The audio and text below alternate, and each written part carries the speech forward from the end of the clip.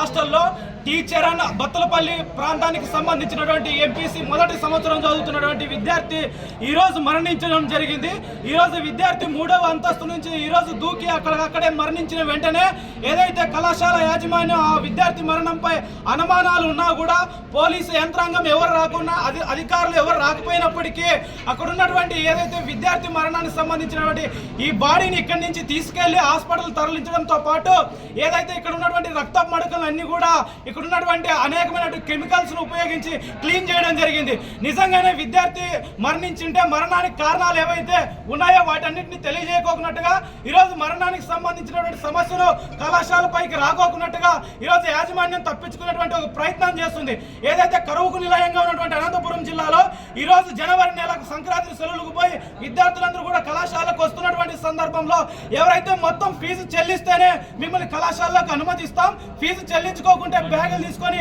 ఇంటికి వెళ్ళండి, మీరు ఇంటికి వెళ్లాల్సిందే అని విద్యార్థి తల్లిదండ్రులు మానసికంగా వేధింపులకు గురి చేస్తున్నటువంటి తరుణం ఈరోజు నారాయణ కళాశాల అనంతపురంలో కనపడుతుంది. ఈ విషయాల్లో అనేక మార్లు ఏదైతే విద్యా సంబంధించినటువంటి ఆర్ఐఓ గారికి కానీ కలెక్టర్ గారికి కానీ అనేక సార్లు చెప్తే అది మంత్రి నారాయణ గారికి సంబంధించినటువంటి కళాశాల, ఆ కళాశాలకు మేము వెళ్ళి ధైర్యంగా ఏమి చేయలేమని వాళ్ళు డైరెక్ట్ గా ఇండైరెక్ట్ గా విద్యార్థి సంఘాలకి తల్లిదండ్రులకు చెప్పినటువంటి తరుణాలు చాలా కూడా ఉన్నాయి. ఏదైతే విద్యార్థి మరణించాడో దాని మీద సమగ్రమైన విచారణ చేయాలా, ఏదైతే మంత్రి నారాయణ గారి కళాశాల ఈరోజు విద్యార్థి మరణించారో ఈ కళాశాల సీజ్ చేయాలా, అదేవిధంగా మంత్రి నారాయణ గారు రాజీనామా చేయాలని ఈ సందర్భంగా ఎస్ఎఫ్ఐగా డిమాండ్ చేస్తున్నాం.